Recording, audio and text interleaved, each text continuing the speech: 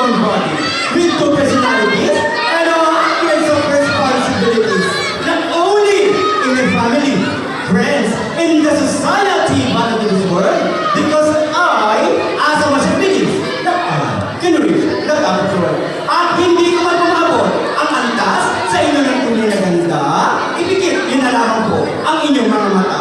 Dahil walang pangit sa taong di marunong pumusga. Bea Bunda, manggagawang kontisera, na naniniwala at kaisa po ako sa nananawagan ng transparency for a better democracy.